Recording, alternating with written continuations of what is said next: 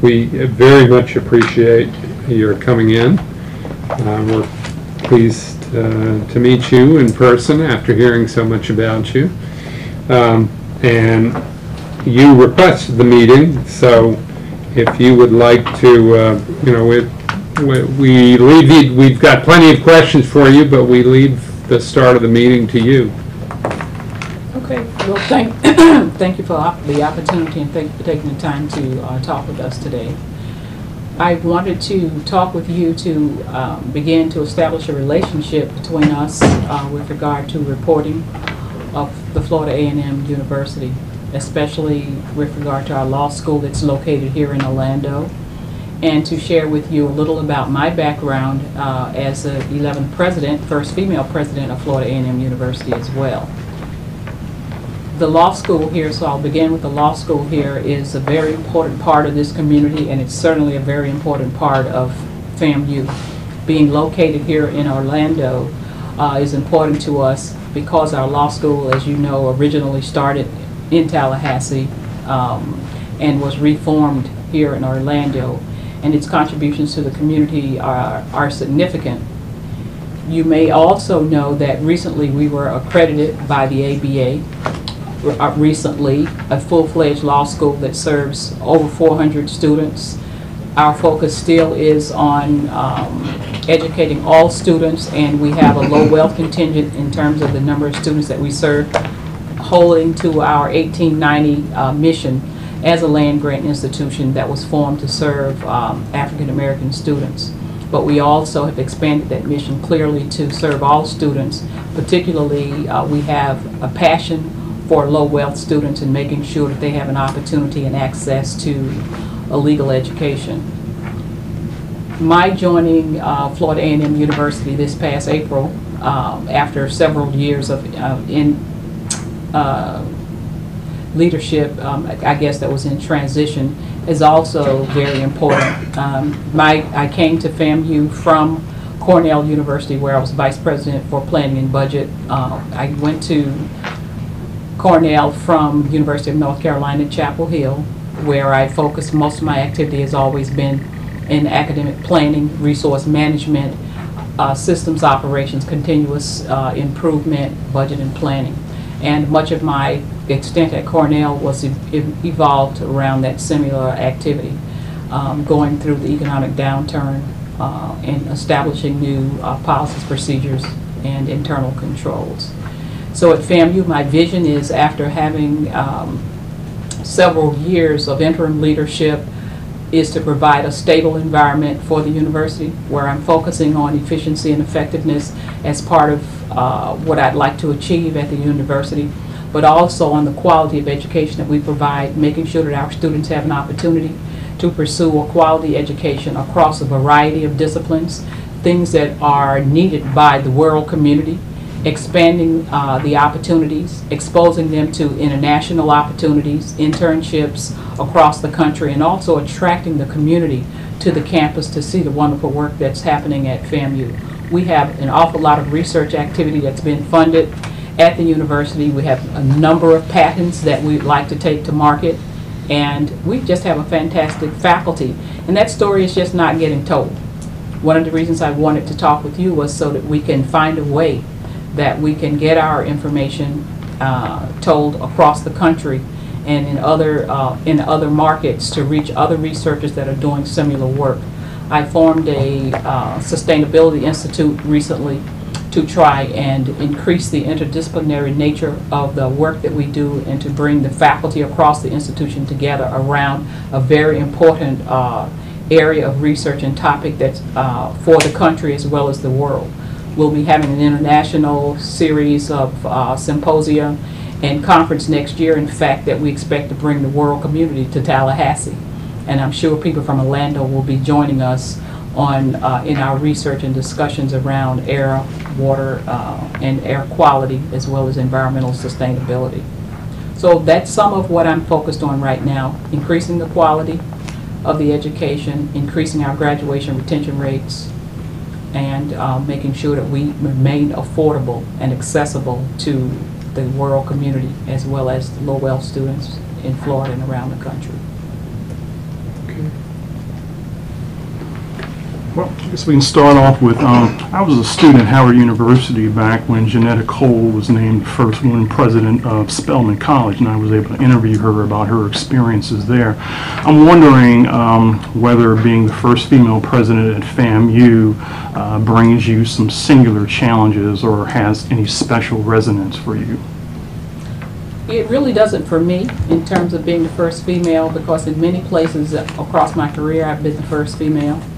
And I focus on skills, the abilities, and the job that's at hand, looking towards the future, and engaging others in pushing our agenda forward has always been my primary focus. I think others may have a challenge with that because I'm female, but I always say that's their challenge. Well, I guess I'll follow up with this then. FAMU has been named one of the region's or the nation's top schools on several lists. However, these honors belie the turmoil that has enveloped the school in recent years. As an outsider looking in, how did you regard FAMU in the pantheon of higher education institutions before they tapped you as president?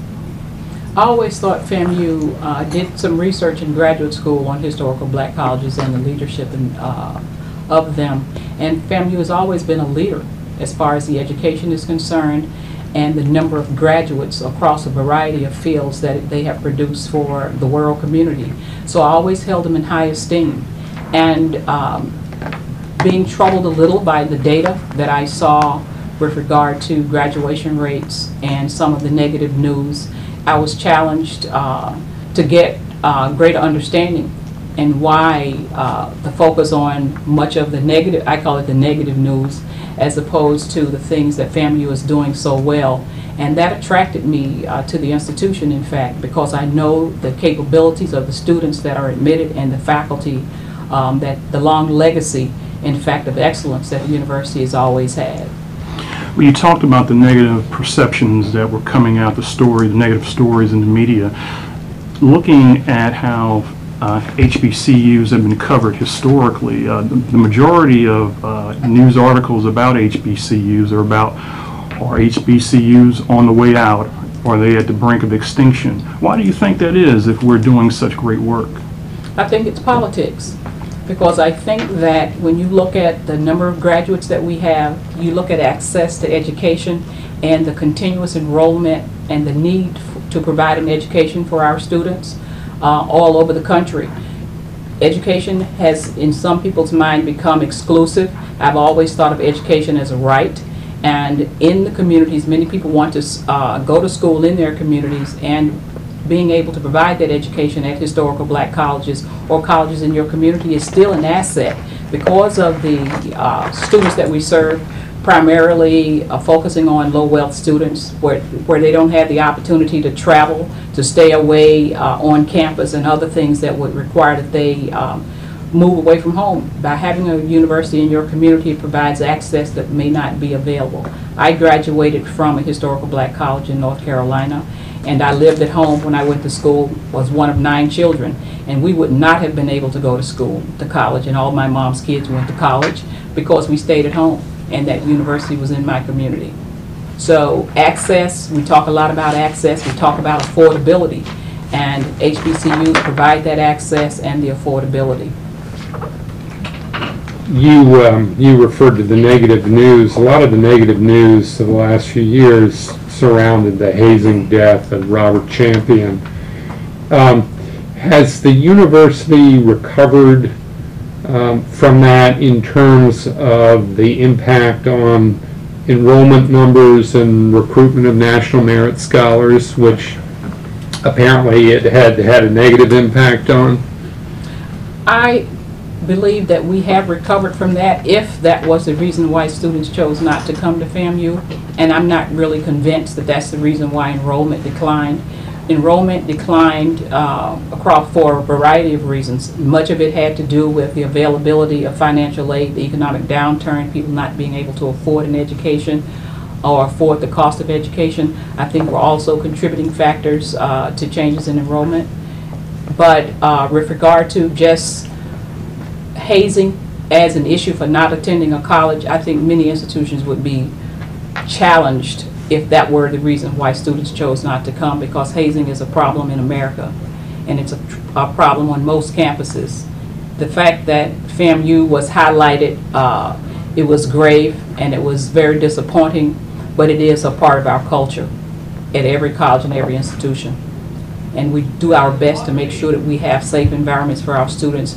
And in fact, FAMU has gone probably overboard. I would say you can't go, well, not overboard, but we've done an awful lot, probably beyond what most colleges and universities go through to make sure we have a safe environment for our students. We have a no tolerance policy for hazing. Many of our student organizations have embraced the no tolerance policy. They self-govern, and we have an office of anti-hazing that is providing educational and training across the country to many campuses about how to investigate and how to manage hazing activity.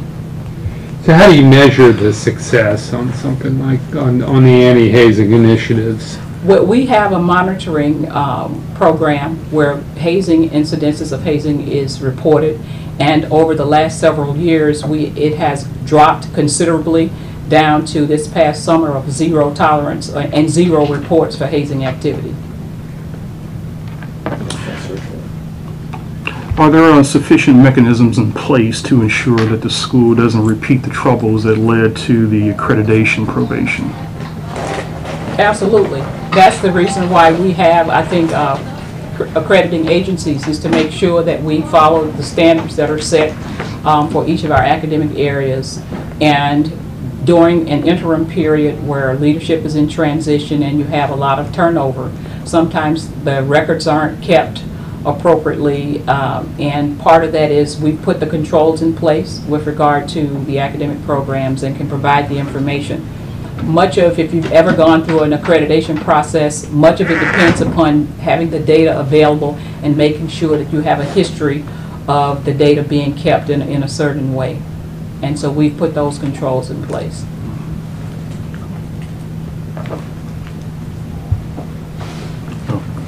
Swapping over to you. Okay.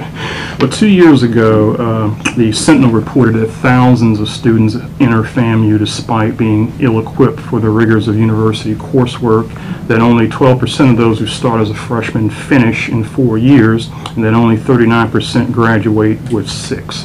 Can you tell us what your plans are to tackle those particular problems?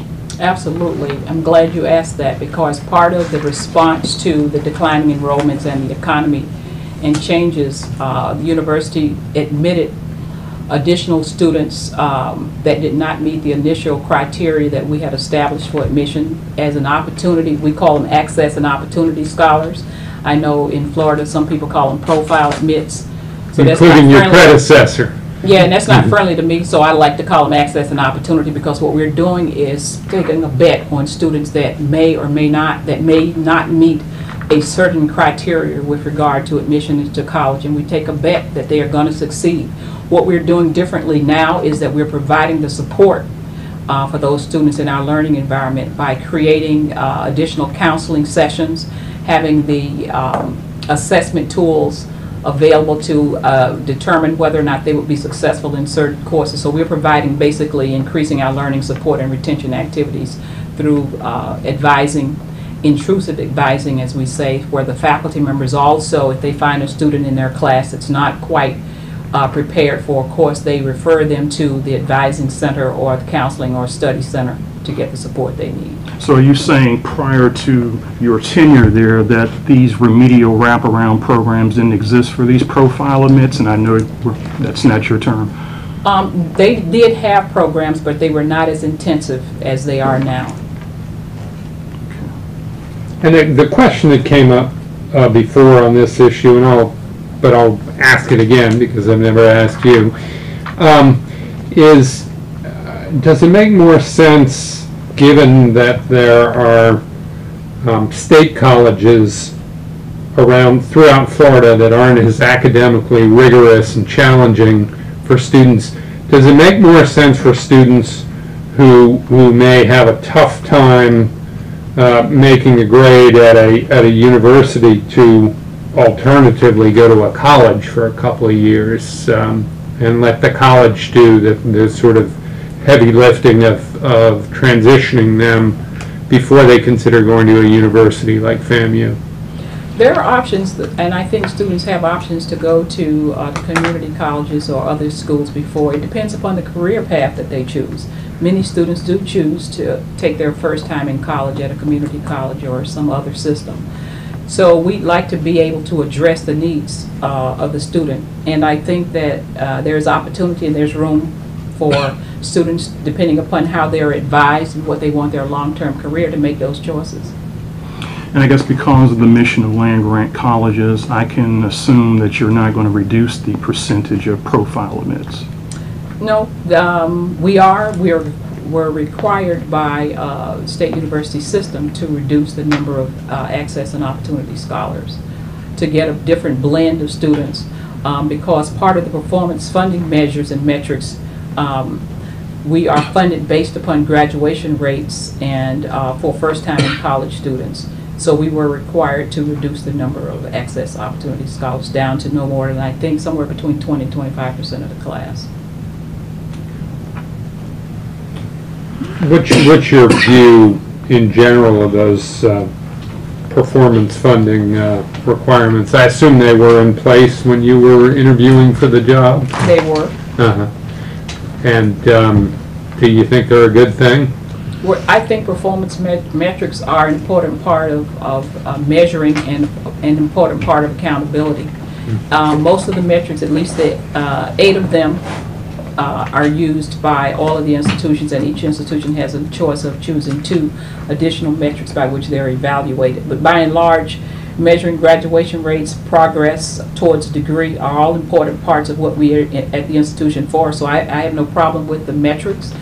My concern, as I expressed during my interview process, has to do with mission differentiation, understanding that when you have a set of metrics that each of the institutions in the system were designed and created to address certain educational needs, and that just needs to be taken into consideration in allocation of resources.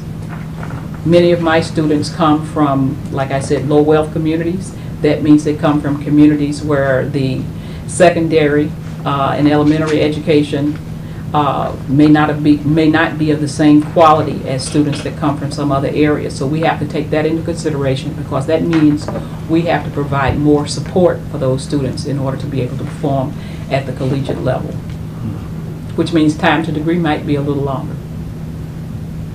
On one hand, stricter student loan rules are putting HBCU students in a particular bind.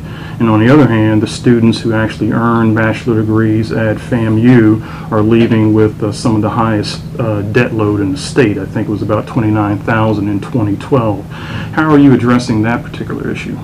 Well, like most people, the PLUS loans are an issue for us, and what we're trying to do is raise resources to provide more grant opportunities for our students. I'm also interested in raising an endowment that would allow us to provide awards to our high-performing students when they leave the institution to pay down that debt. So as a reward or an award at graduation, if we had sufficient amount of gifts, we could pay down some of those that debt for those students before they left the campus. But impacting our legislation to try and reduce the criteria that takes into account a host of parental or external factors in order to provide the loans. My concern right now is that part of the new loan packaging system includes parental credit worthiness for the last 3-4 years, which affects our students' ability even to be able to obtain loans, especially when you come from a low wealth environment. That's closing the door on students who would otherwise be able to go to school with a loan. They aren't even able to get the loans anymore. I hadn't heard that. That's a very significant impact on students from HBCUs. I've got one follow-up on you mentioned an endowment for loan forgiveness. Is that something that's still in the early stages of development, or do you have a goal, a monetary goal for that, or where do you stand on that? I set out an initial monetary goal of $55 million endowment that would allow me to be able to reduce the loan debt for over 700 students.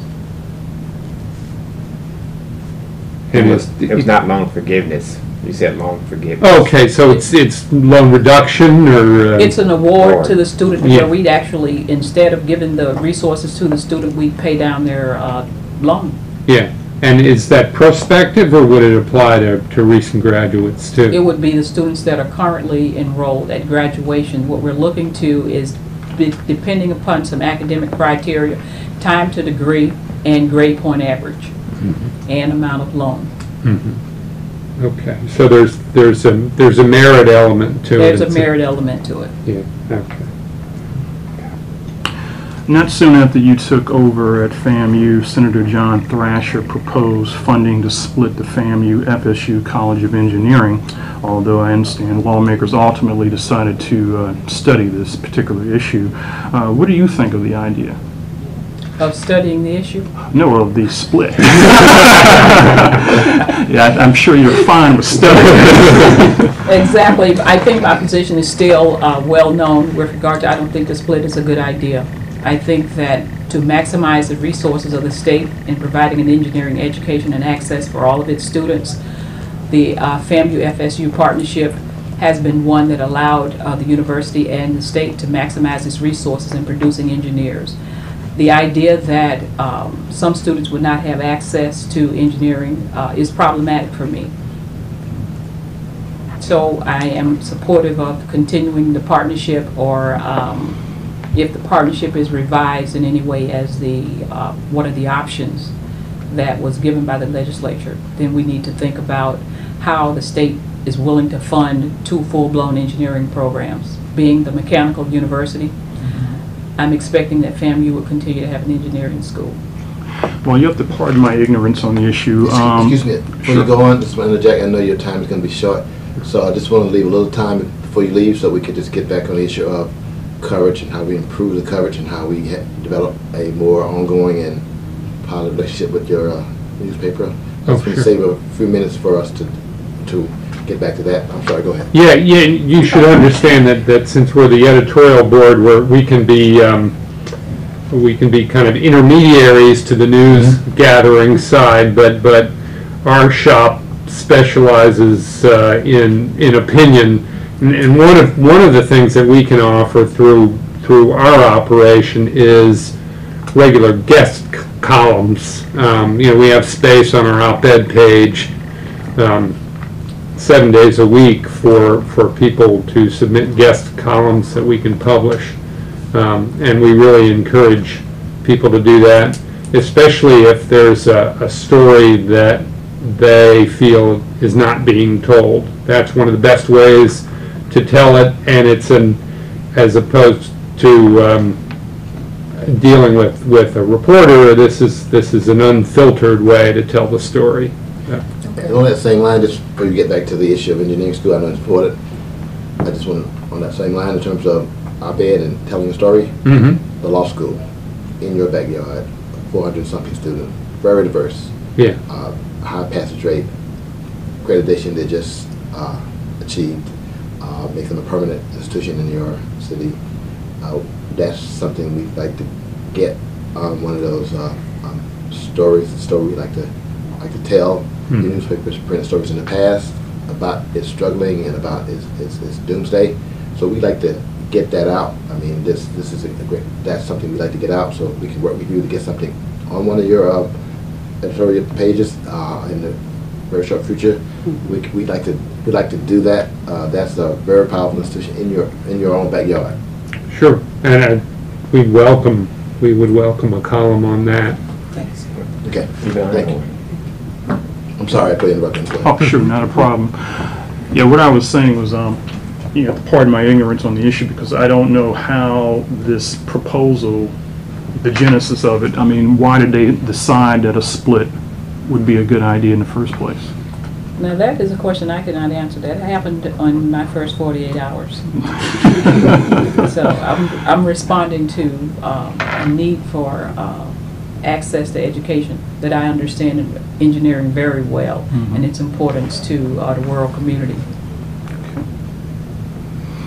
All right. Well, your school's athletic department is $8 million in debt, and its football and men's basketball teams will be on the sidelines during the postseason for 2014 and 2015 because neither program met the NCAA minimum standards for academic progress rate. What do you plan to do to put the student back in student athlete? Well, we've already put the student back in student athlete with the hiring of A.D. Winslow. Let me just address a little bit about the $8 million in debt. We really are not in debt. We have an imbalance in our internal operations related to how we cover our athletic expenses. We don't owe anyone. We have used resources internally, transferred from one account or one activity to another. That's all appropriate, in which most probably over 300 and how many ever colleges are in the NCAA, maybe 6 that don't do it, but everybody does it every year. So we aren't in debt that way. We have an imbalance, and we really would like our athletic programs to balance because it's healthy for our students as well as for our budget to be able to attribute our resources. It's called accountability and resource management in the 21st century. We want our expenses to meet our revenue. With regard to student athletes, our athletes, like many athletes in the NCAA, or all athletes in fact, have academic criteria that they meet and that they should meet. Our particular case had to do with many of our athletes transferring or going to other schools, and as you know, the criteria for APR, when you start at an institution, you are required to continue that athlete in the APR through, I think, through graduation. And so with the basketball team, I think that's much of what happened. With football team, academic performance was not some of the students' priority, but now it is a priority for participation in sports, and we have educated our coaches and our coaching support staff to make sure that our athletes are ready to compete and able to compete when they hit the field or the court. We have the study halls, the requirement of time that they spend in study hall or with the counselors and advisors on their courses as part of their commitment to participate in sports. Okay. Well, let's talk a bit about historically black colleges and universities in general. You wrote in your doctoral dissertation on leadership at HBCUs, and I'm wondering, having worked at Cornell and UNC and other schools, how much of what you're seeing as far as HBCU extinction and struggles is self-inflicted leadership missteps? I don't see any of it as self-inflicted leadership missteps.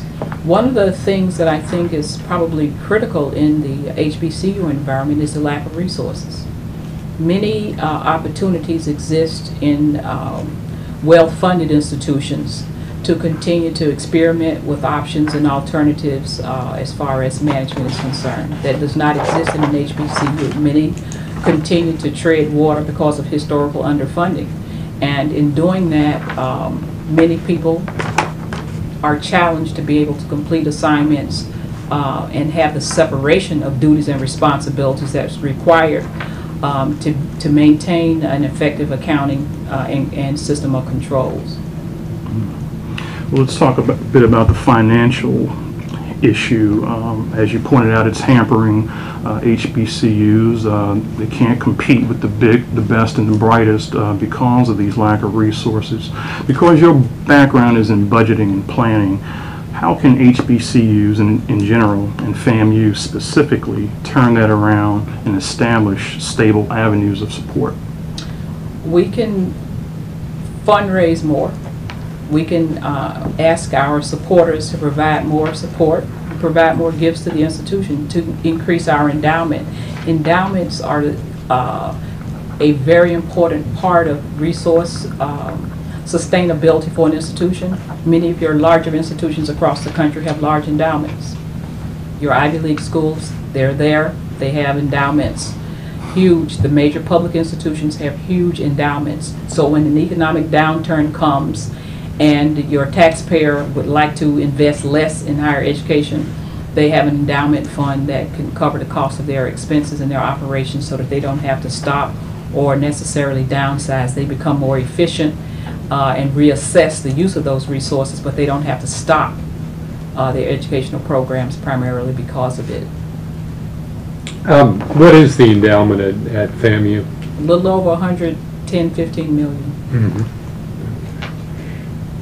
The current governor has made a real emphasis in the last couple of years on holding the line on tuition, and you know from coming here from out of the state, from Cornell, that tuition in Florida schools at Florida universities is low compared to other states. So a policy of holding the line on what's already comparatively low tuition, how much more difficult does that make it for you to achieve some of these goals that you've laid out for us today? You know, increasing the quality of education, increasing the access to education. Well, in the state of Florida, with tuition being low and my institution primarily serving low-wealth students, increases in tuition would mean increases in aid.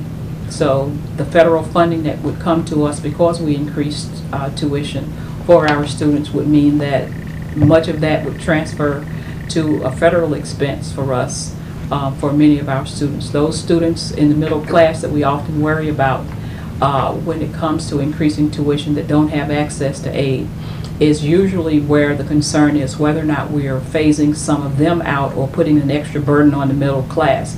But 67% of my students, 77% of the freshmen receive Pell Grants. So that expense transfers to another community of taxpayers. I wanted to circle back to the fiscal issue for a moment. As you know, the pocketbook issue isn't just a problem of state or federal subsidies and wooing the larger philanthropic community.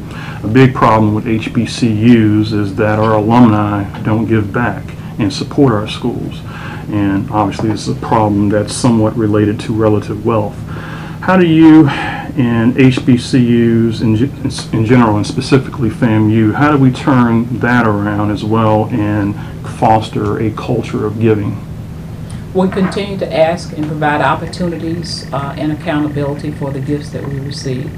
One of the things that we want to do is connect the donor to the academic program and to the activities and to the students so that they can see a direct impact of their resources.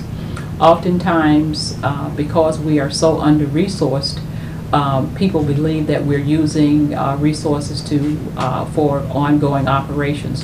While we need resources for ongoing day-to-day operations, we try and recruit additional donors to fund our students.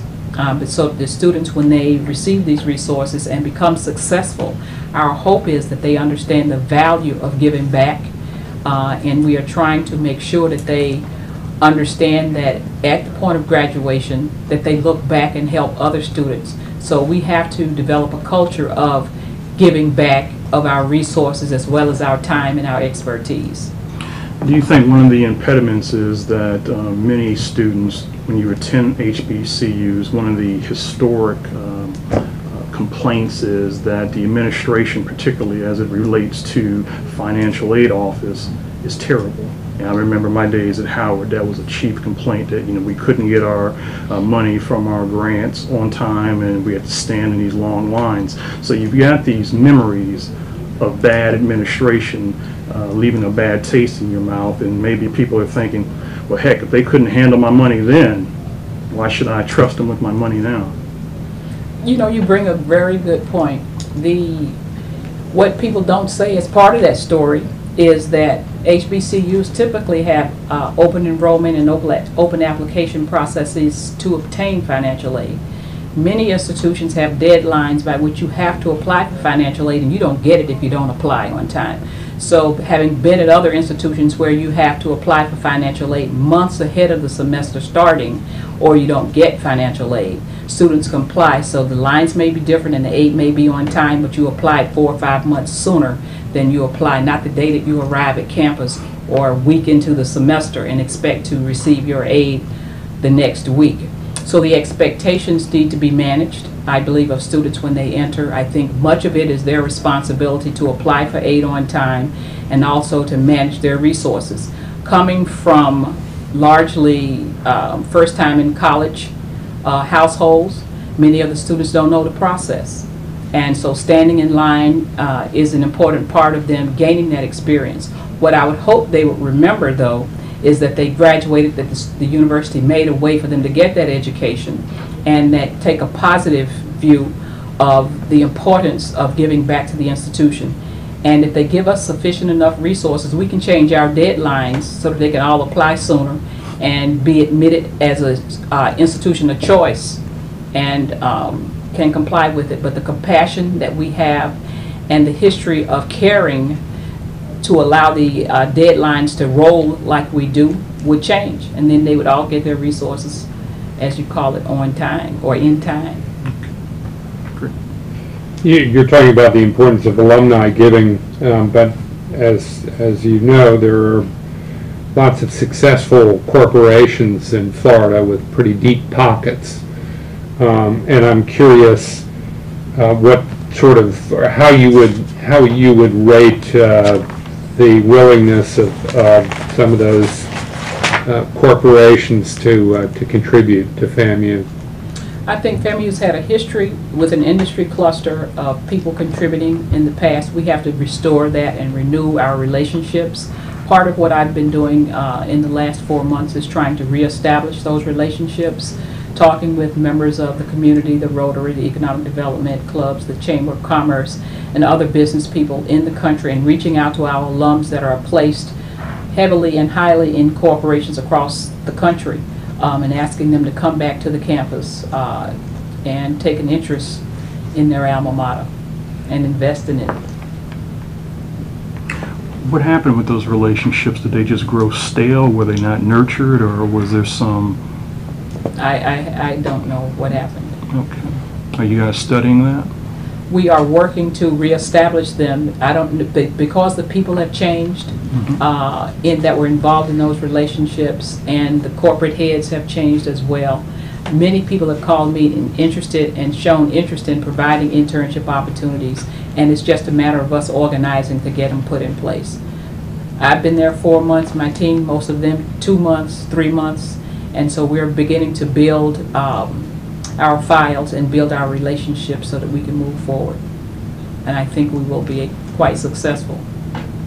Do you think that the future for HBCUs must include some kind of substantial rebranding to both attract African Americans back to the schools and also to attract new resources from potential funders, including government agencies and the like?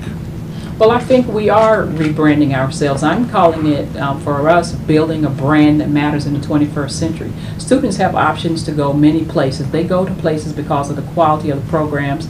They go to places because of the faculty, the research, the cutting-edge nature of and the opportunity to learn skills that will be used and rewarded in the 21st century and in the future. And so it's a matter of us exposing the students and the community to what we have and to our brand, and that's part of us telling our story and making sure that we are in places where people can have access to the knowledge that we provide. So that does mean us participating in more conferences. We have lots of students and lots of faculty that are doing cutting-edge research activity, but nobody hears about it. So that's part of our marketing. We have to increase our marketing. Do you think, too, for HBCUs that there needs to be a laser focus on developing courses in line with areas that the government and private sector is already heavily investing in, particularly STEM-based courses that would lead to jobs in defense contracting, cybersecurity, infrastructure development, and the like? I think we should, and I think we are. I think FAMU in particular has always been involved in science, technology, engineering, and math. And I think it was very visionary that they started the institution few decades ago along this line. I think we are also focused on things that are going to be important in the next century, and being able to have academic programs that prepare our students beyond the current market, but for the future markets. What we want them to do is be critical thinkers and be able to create solutions for the future, not just for present day. I think you could ask that concluding. Sure. All right. Well, taking a quick peek at your maiden rally at FAMU this spring on YouTube, you said, quote, yes, we have some challenges to endure, but I'm not deterred. I stand for a new season at FAMU, a season of greatness, unquote. When your first contract is up in 3 years, what will that greatness look like? Well, what I'm hoping to have is a faculty, increase in our research faculty, a focus on our research that would attract more students to our institution. I'm hoping our customer service in terms of service at our service centers and financial aid will improve. I'm expecting to increase the level of engagement that our students have in a living and learning community. I want them to embrace living and learning from all aspects of their life. I'm hoping that they will love sustainability as part of it, practice the ethics as it relates to the environment, and overall be a much healthier climate in terms of a place to come and study, and a place that they can enjoy, have relationships, and want to return to in a few years. We are going to begin a lot of things anew. Great. Is there anything we didn't cover that you would like to comment on now? Well, I think we covered most. You guys asked me everything under the sun. Okay. But I would like to invite coverage and people to our campus. One of the things that we do want to do is make sure that our campus is open to the community and have more events where the community can come and learn with us. I am going to begin a presidential lecture series where we invite members of the community to come and have conversations with national figures around topics of interest, healthcare, whether it's the environment, anything that we want to talk about that would increase the intellectual curiosity in the community and share it with the community. So we're opening the campus to the community in a way, I believe, intellectually that it has not been in the past. Well, we thank you all for coming, and it was a pleasure to meet you, and we wish you much success in your tenure at FAMU. Well, thank you.